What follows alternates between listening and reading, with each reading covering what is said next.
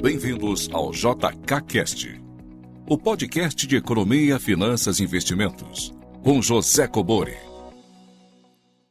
Sejam todos muito bem-vindos a mais um episódio do JKCast. Se você ainda não é inscrito no canal, inscreva-se e ative as notificações para ser avisado sempre que eu postar um novo conteúdo. E caso você goste, não esqueça de clicar no like e fazer os seus comentários aqui abaixo. Perguntas em áudio e texto para o WhatsApp 11 95550 0005. Perguntas entre 40 segundos e 1 minuto, se identificando de onde você fala e gravando de locais silenciosos. Bem, pessoal, tenho uma surpresa de Black Friday para vocês no dia 23 de novembro, às 20 horas, uma Black Friday completamente diferente. Vou fazer uma aula magna, A Revolução da Consciência. Então já anotem na agenda aí, dia 23 de novembro, às 20 horas, A Revolução da Consciência. É uma Black Friday completamente diferente, onde teremos muitas surpresas. Ok? Sem mais delongas, vamos aqui à nossa primeira pergunta. Oi, professor Cobori, boa noite. Raquel, falando de Três Corações, sul de Minas.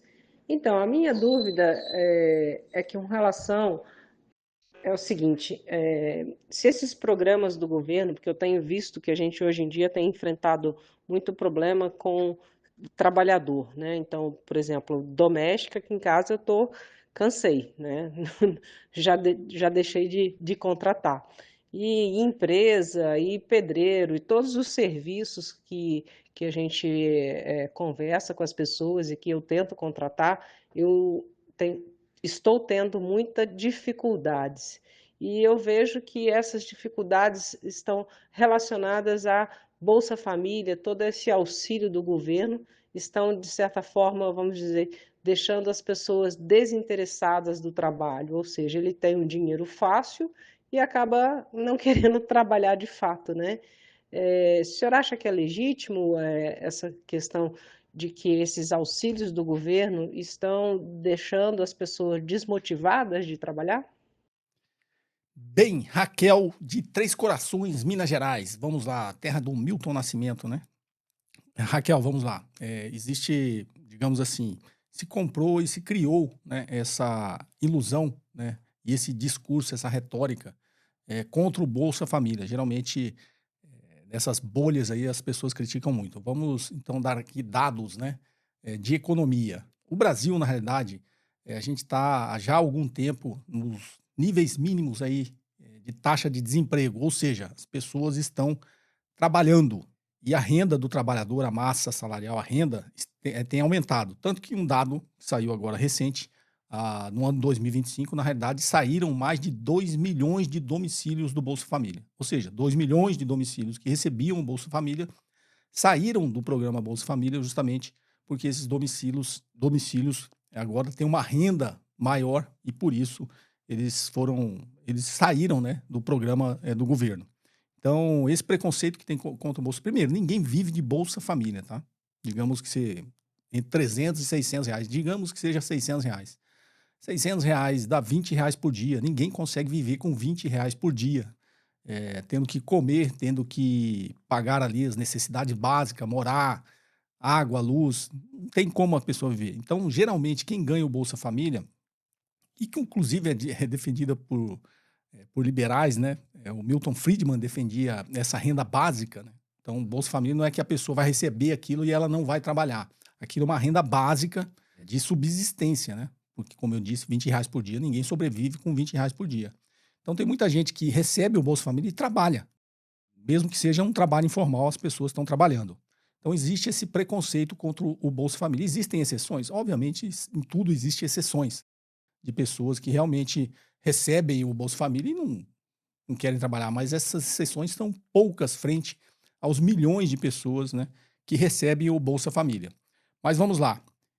Eu morei no Japão.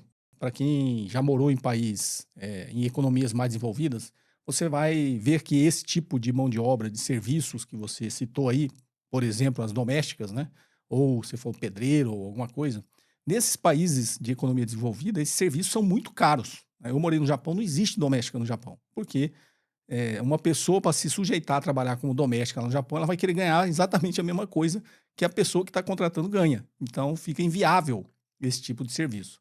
Então, em economia, tem uma coisa, com a industrialização, com o desenvolvimento econômico das nações, né, geralmente pelo processo de industrialização, o que a industrialização faz? É escala, você ganha escala, não é isso? É diferente de você produzir um telefone e produzir 100 milhões de telefones.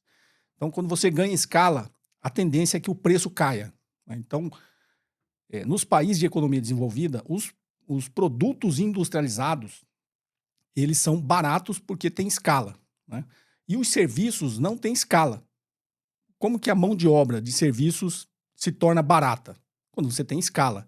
Quando você tem escala com mão de obra de serviços, é quando o país é muito pobre, porque aí tem muita gente empobrecida disposta a trabalhar por pouco.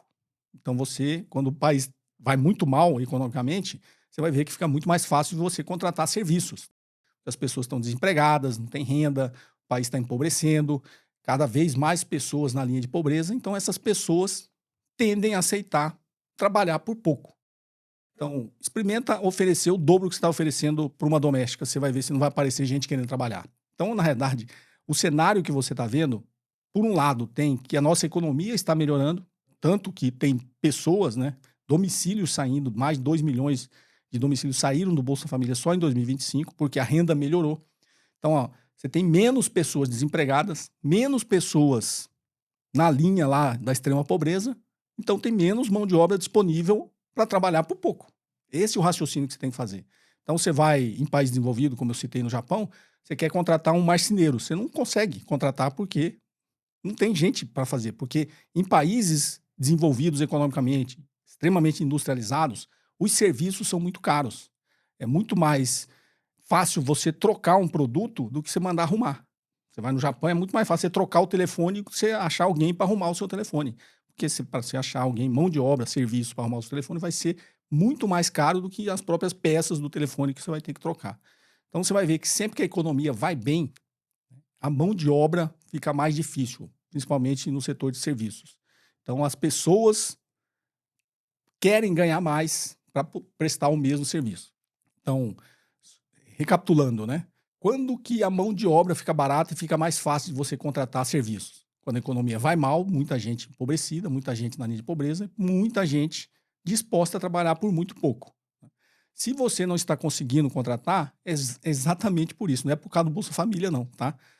Experimenta oferecer o dobro do que você está oferecendo para uma doméstica. Vai aparecer gente que vai. Então, naquele nível que as pessoas estavam acostumadas a contratar esse tipo de mão de obra, de serviços, já não existe pessoas disponíveis, né, e dispostas a trabalhar por muito pouco.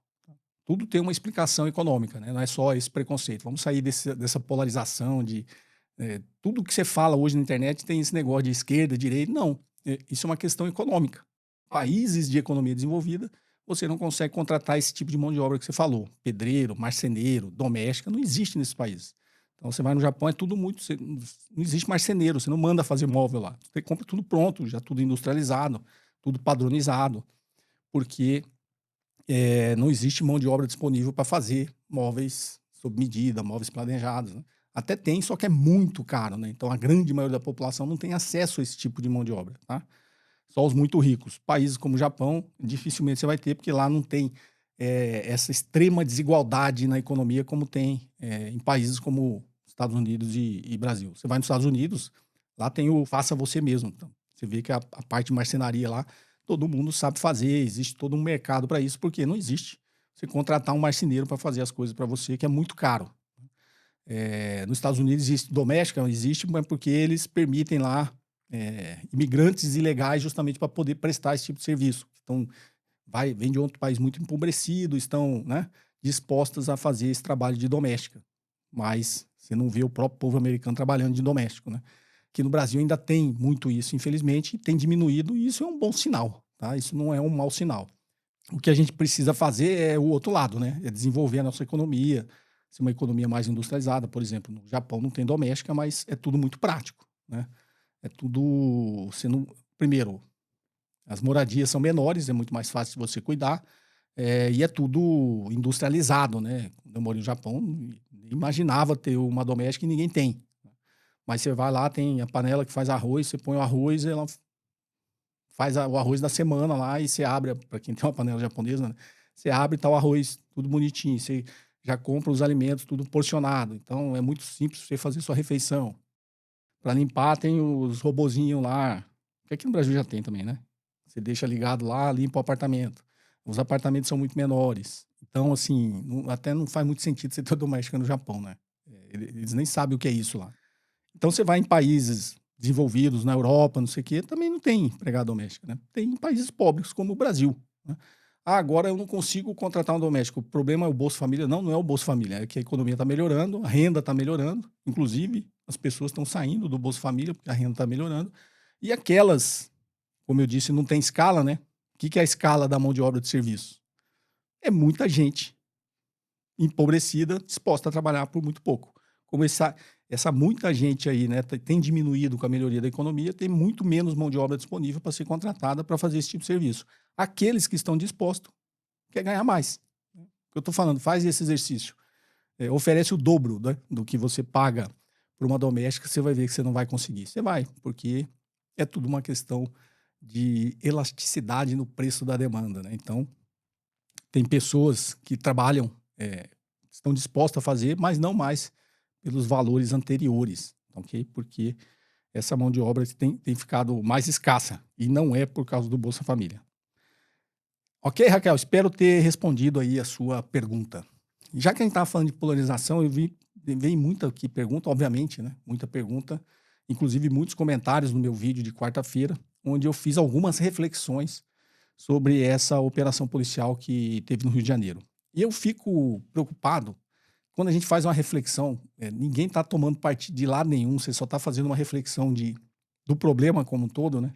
E nos comentários e muitas perguntas que vêm, estão usando esse evento para acirrar cada vez mais essa polarização.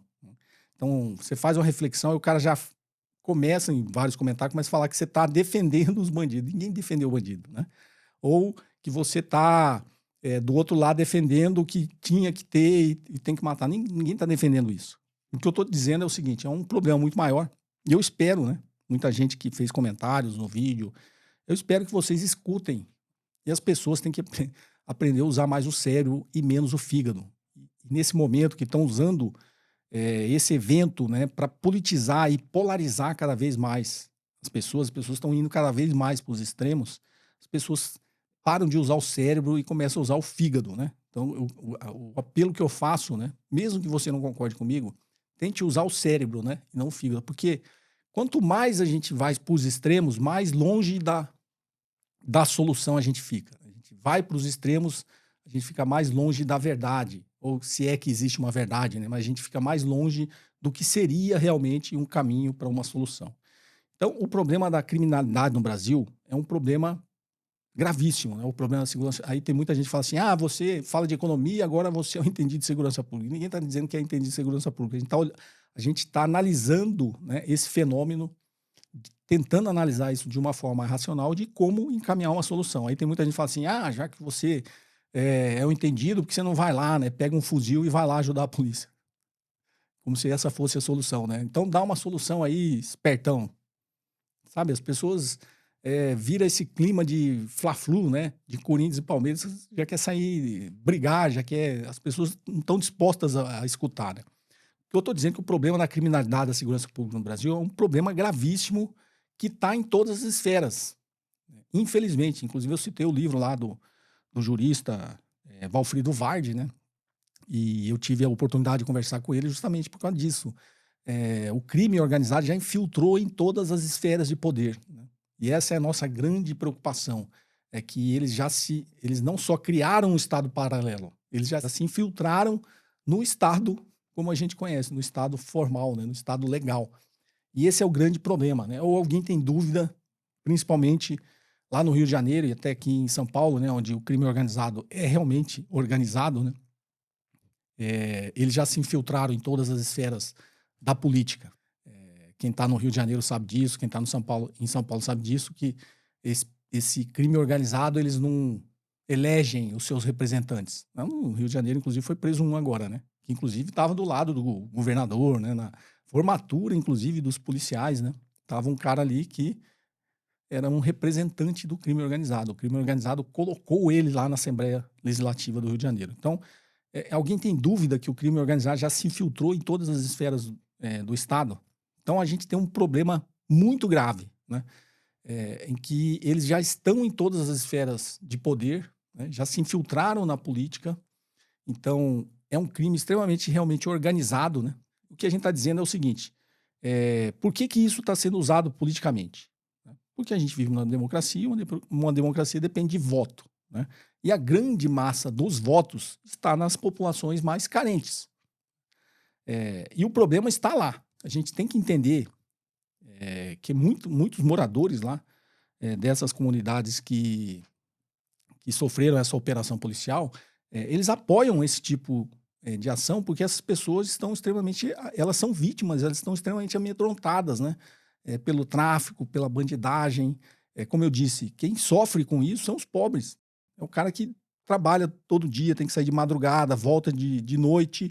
É ele que passa naquela, não é o cara que está no Leblon que sofre esse negócio, não é o cara que está na Barra da Tijuca, pegando o exemplo do Rio de Janeiro, né? Não é o cara aqui em São Paulo que está no Jardim Europa, está no Itaim. Não é ele que sofre isso de perto toda hora. É quem está nas periferias aqui em São Paulo. No Rio de Janeiro, quem está lá nas comunidades. É o cara que todo dia, quando ele sai de manhã, né, leva um esculacho lá de um traficante, tem o seu celular roubado, quando volta à noite, sofre tudo quanto é tipo de opressão e de criminalidade. Então é o pobre que sofre isso. E a gente tem que entender essa parcela da população que ingenuamente apoia esse tipo de operação. Porque para ele aquilo está dando resultado ali na hora. Pô, mataram lá o traficante que me esculachou antes de ontem. Mataram lá o traficante que estuprou a filha da vizinha. Eles sofrem com isso no dia a dia. Então a gente tem que entender que isso é um problema que eles querem ser resolvido, tá? O problema é as pessoas que estão na esfera de poder, que deveriam encaminhar não só essa solução, mas a solução que realmente no médio e longo prazo vai ajudar a resolver o problema da população de uma forma mais séria, de uma forma mais inteligente, mais organizada.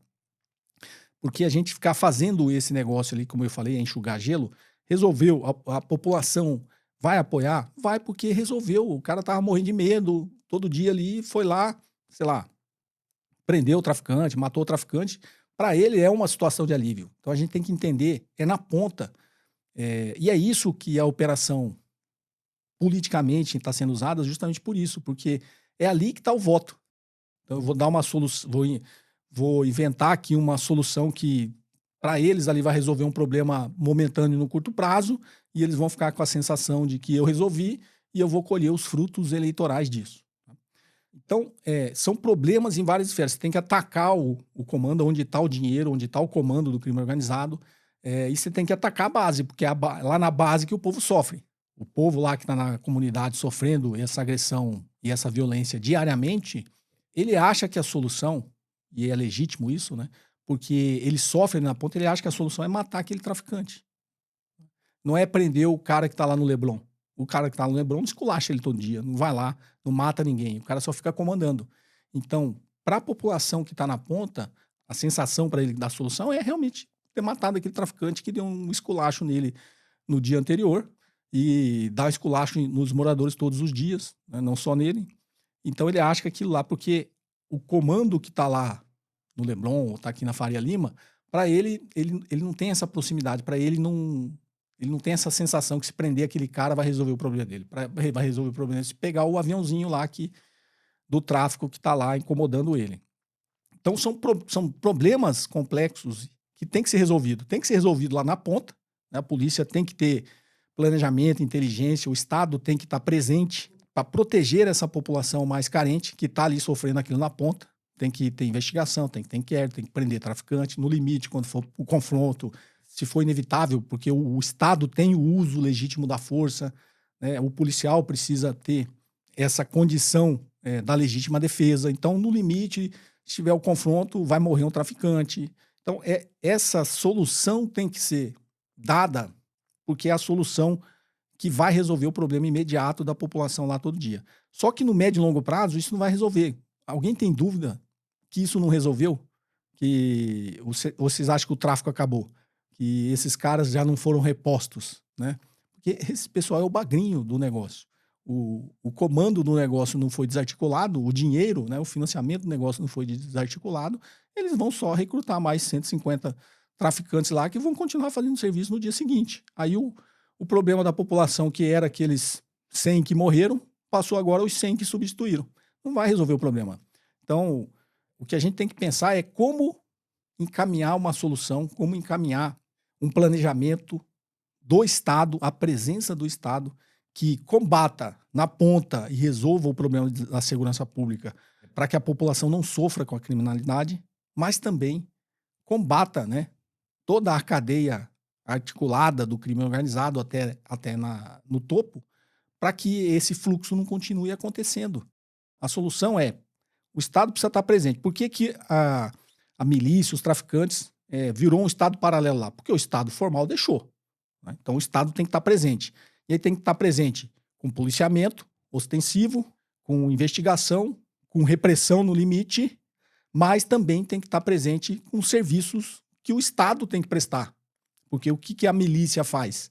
A milícia substitui o Estado. O morador vai pagar o gás, não é mais para a companhia de gás legalizado, vai pagar o gás para a milícia, para o traficante. Vai pagar a luz para o traficante, vai pagar a TV a cabo para o traficante, para a milícia. Então, é um Estado paralelo que tomou conta dessas comunidades. Agora, por que o Estado formal deixou isso? Porque está lá nas comunidades carentes. Eles não deixam os traficantes fazer isso lá no Leblon, lá na Barra da Tijuca, concordam? Eles deixam lá porque é uma comunidade carente. Então, o Estado tem que estar presente lá. Já houveram soluções no Rio de Janeiro, principalmente na época do Brizola, que visava a presença do Estado nessas comunidades, prestando esse serviço para a população. Então, o Estado tem que estar presente. Obviamente, tem uns caras que entram no comentário e falam assim, vai deixar... Não, o Estado tem que estar presente com a polícia ostensiva, tem que estar presente com a polícia ostensiva, tem que estar presente no limite reprimindo o crime. Óbvio que tem que estar presente reprimindo o crime.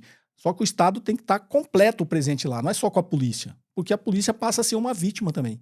Porque se fica a polícia ali guerreando com milícia, com traficante, e o resto do poder do Estado não entra nessas comunidades, a polícia passa a ser uma vítima nessa guerra com o tráfico. Então morre traficante, morre policial, não morre deputado, não morre político, né? Não morre o cara do crime organizado que está lá na cadeia de comando, lá no topo. Então, quando eu falo a gente usar mais o cérebro menos o fígado, porque obviamente o problema imediato, que é essa violência que a população sofre, que eu falo, desperta os nossos instintos, os nossos afetos mais negativos, principalmente o medo, e aí com medo você quer, obviamente, uma solução imediata. Se você sofreu alguma agressão no crime, você quer vingança, né? Você quer que a polícia vá lá e mate o cara. Então, a gente tem que sair disso aí, porque isso aí não vai resolver o problema. Infelizmente, não é isso, não vai se resolver, você já tinha resolvido o problema no Rio de Janeiro. Sempre tem operação policial, sempre morre traficante, e aí, infelizmente, como eu falo, a polícia também é uma vítima dessa falta de coordenação do Estado. Quando você pega o Estado como um todo, a polícia é só o braço repressivo do Estado que tem o uso legítimo da força para fazer isso. Aí se você deixa só a polícia lá, a polícia também é uma vítima dessa falta de organização do Estado.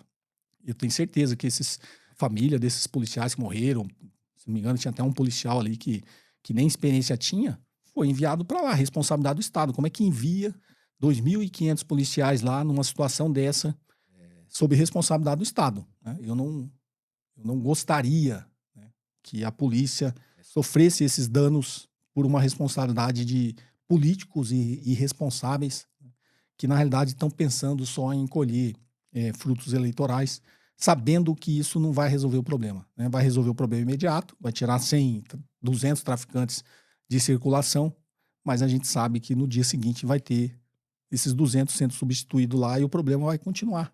Então a população fica com um sentimento, como eu falo, esses afetos, né, mais satisfeitos ali por uma certa vingança, né? Putz, vingou, né, todo o sofrimento, todo que esses traficantes impuseram à população, foi vingado, mas amanhã tem outro cara fazendo a mesma coisa, não resolveu o problema. Né? Então, e aí sair dessa polarização, tudo que você fala, o cara é de esquerda, o cara é de direita, não, Isso é um problema do Estado, isso não é um problema da direita e da esquerda, isso é um problema do Estado e é um problema da sociedade como um todo. O que a gente tem que ter é inteligência, inclusive, né, deputado bolsonarista lá, o tal do Tony de Paula, foi contra. Por quê? Porque ele vive lá na comunidade, tem família na comunidade, ele sabe que isso não resolve o problema.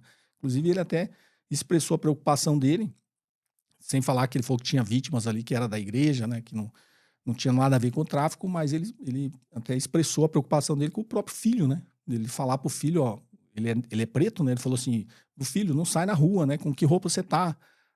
Se sair de bermuda e chinelo e sair correndo, você corre o risco de tomar um tiro, porque a polícia não vai perguntar se você é traficante ou não, vai atirar, né? Então, a população sofre com a violência do tráfico, mas sofre com a violência também, esse dano colateral que tem nessas operações policiais lá.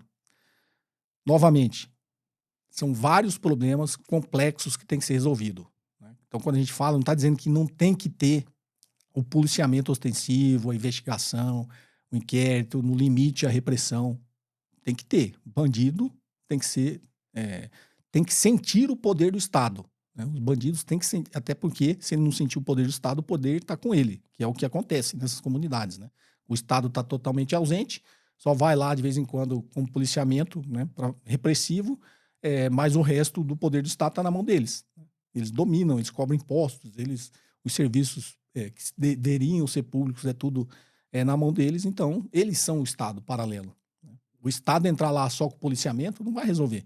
O Estado tem que entrar com toda a sua estrutura e todo o seu poder de dominar o território, de ocupar o território e fazer valer o poder do Estado, né? E o poder do Estado quem cobra o imposto é o Estado. As companhias que prestam serviços aí são companhias legalizadas. Novamente, a gente sair dessa polarização que eu acho que não leva a nada, né? E esse evento, na realidade, o que ajudou, que eu estou vendo, pelo menos, é que é um evento que ajudou as pessoas a ir mais ainda para os extremos, sem discutir o que realmente interessa, né? Então, o que realmente interessa é uma operação planejada, coordenada em todas as esferas, né? Não só lá embaixo. Teve uma operação aqui em São Paulo que desarticularam 40 bilhões lá na Faria Lima. Qual você acha que abalou mais o crime organizado? Uma operação que vai na cabeça do crime e desarticula ali uma lavagem de 40 bilhões, ou se fosse, pegando o exemplo aqui em São Paulo, ou em vez de fazer isso na Faria Lima, fosse só ali nas periferias e matasse um monte de traficante. Tem que ter os dois, né? Não matar, porque a gente não tem pena de morte no Brasil, né? O agente do Estado, ele não pode ser ao mesmo tempo o investigador, o promotor, o juiz, a sentença e a execução da pena, até porque não tem pena de morte, né? Obviamente, vai morrer gente, traficante, bandido, numa operação dessa? Vai, porque com certeza, pelas imagens, né, os traficantes lá com o fuzil reagiram, vai ter um confronto e vai morrer, né? E, obviamente, de preferência, sempre que morra só os bandidos e não o policial. Mas quando você dá esse poder para um agente de Estado, em que ele, naquele momento, ele é tudo, ele é o policial, ele é o investigador, ele é o promotor, ele é o juiz e ele é o executor da sentença e de uma sentença que não existe na nossa legislação, que é a pena de morte. Quando essa pessoa tem esse poder, será que ele tem o critério correto para decidir quem é que vai receber essa sentença? Não, com certeza vários policiais têm. No limite ali, até porque eles prenderam bastante gente, né? Mas no limite do negócio, até porque num confronto desse acaba virando uma guerra, e numa guerra não tem, né? Não existe nenhum tipo de critério. Numa guerra antes você do que eu, né? Então o policial vai querer matar, mesmo não sabendo e não tendo certeza se a pessoa é um traficante ou está só passando ali, correndo na frente, como disse o deputado lá, o Tony de Paula, né? Não saia na rua correndo, se você tiver de chinelo e bermuda, você vai tomar um tiro. Então, a gente não pode deixar chegar nessa situação, né? Tem que ser tudo feito com coordenação, com inteligência, tem que atacar a base do crime, porque é lá que a população está sofrendo, mas tem que atacar o cérebro e o coração do crime também, que é onde realmente sai o comando, sai as ordens, e é onde está correndo o dinheiro que financia tudo isso. E a lógica do crime é essa, né? Ninguém comete crime senão por dinheiro, né? lá na base, né, pegando o exemplo lá quando era só o jogo do bicho, né? Lá na banquinha do bicho só tá os trocados. O grosso mesmo do dinheiro, quando era só o jogo do bicho, né? O grosso mesmo do dinheiro não fica ali na banquinha, né? Pra quem lembra do jogo do bicho, tempos em tempos passa alguém, recolhe o dinheiro, fica só os trocados ali para ele fazer o jogo. O tráfico de drogas é a mesma coisa, né? Você passa lá nas comunidades, tem dinheiro, mas só o dinheiro ali do dia a dia do tráfico de droga. O grosso do dinheiro já foi para outro lugar.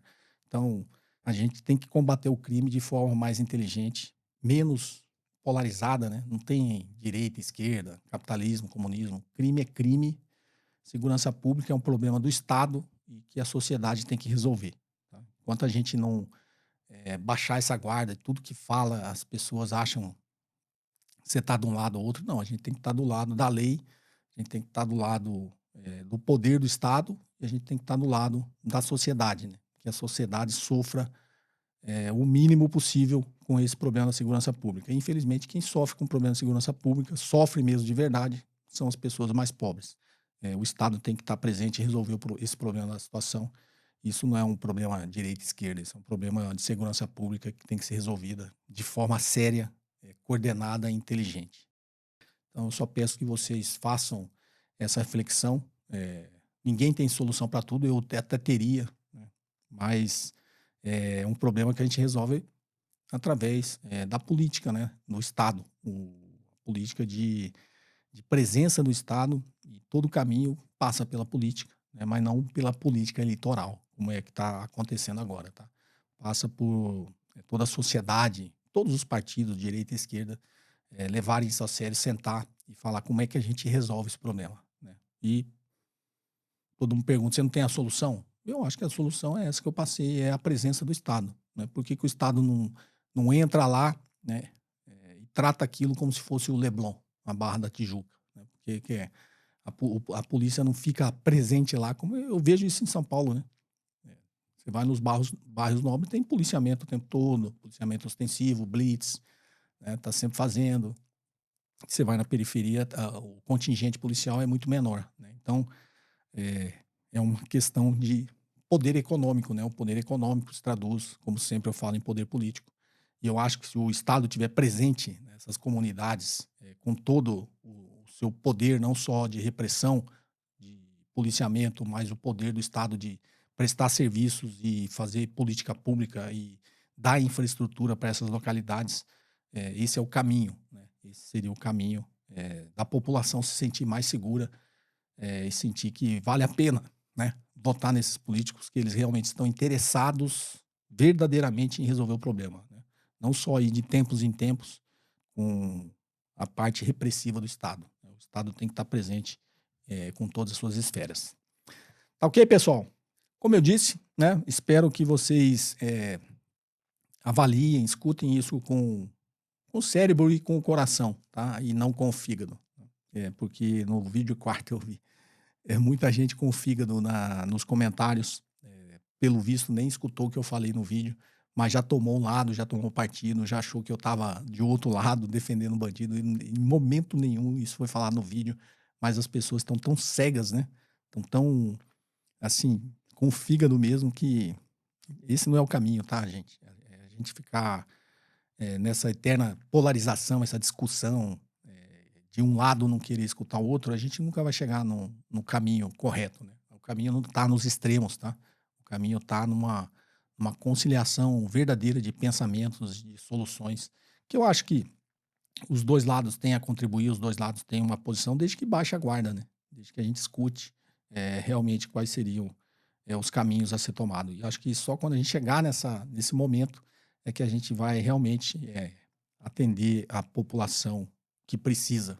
Que, infelizmente, enquanto a gente fica nessa discussão, como diz o outro, né, dos bairros nobres, discutindo essas coisas, não vai resolver o problema da população mais pobre. A gente tem que sentir a dor da população, da sociedade, das pessoas mais pobres, para encaminhar a verdadeira solução, né? E não usar os pobres só em momentos que a gente precisa do voto deles. Tá ok? É isso, Perguntas em áudio e texto para o WhatsApp 11 95 550 0005. Perguntas entre 40 segundos e 1 minuto, se identificando de onde você fala e gravando de locais silenciosos. E não se esqueça, dia 23 de novembro, às 20 horas, uma aula magna, A Revolução da Consciência. É uma Black Friday completamente diferente, com surpresas aí para vocês. Tá ok? Se você não é inscrito no canal, inscreva-se e ative as notificações para ser avisado sempre que eu postar um novo conteúdo. E caso você goste, clique no like e não deixe de fazer os seus comentários aqui abaixo. Um forte abraço e até o próximo episódio. Você ouviu mais um episódio de JK Cast, o podcast de economia, finanças e investimentos com José Kobori.